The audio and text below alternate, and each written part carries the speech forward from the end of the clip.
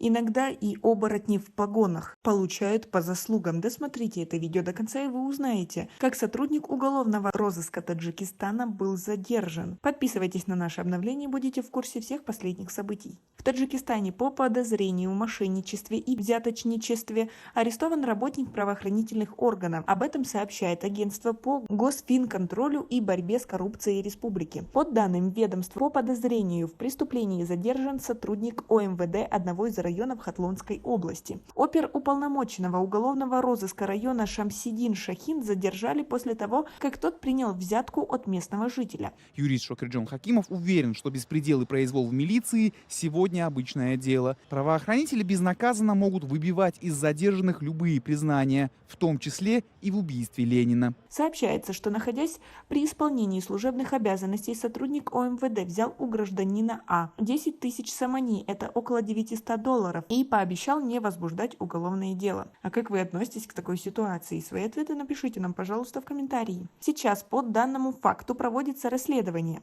В отношении сотрудника уголовного розыска возбуждено уголовное дело по статье 247 «Мошенничество» Уголовного кодекса республики.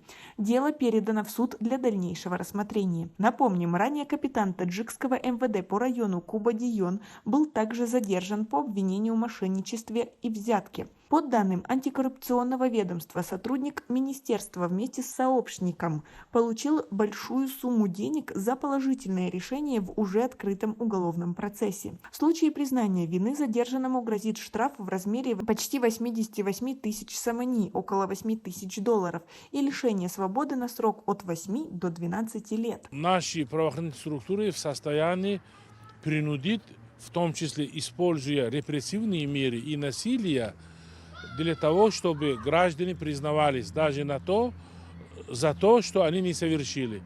И в данном случае мы стали очевидцами не только низкого уровня профессионализма и некомпетентности и отсутствия квалификации со стороны органов дознания и следствия. Как вы думаете, справедливость все-таки торжествует или их по-тихому отпустят? И как вы относитесь к правоохранительным органам в нашей стране? Свои ответы напишите нам, пожалуйста, в комментарии. У нас пока на этом все. Оцените наше видео подпиской и лайком. До скорой встречи!